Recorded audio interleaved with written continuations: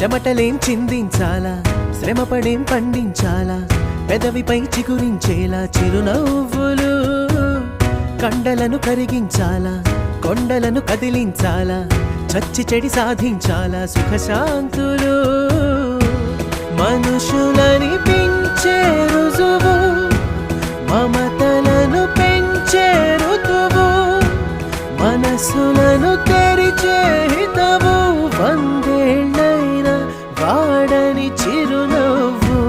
ఎక్కిళ్ళే పెట్టి ఏడుస్తుంటే కష్టం పోతుందా కదా, మరెందుకు గోలా?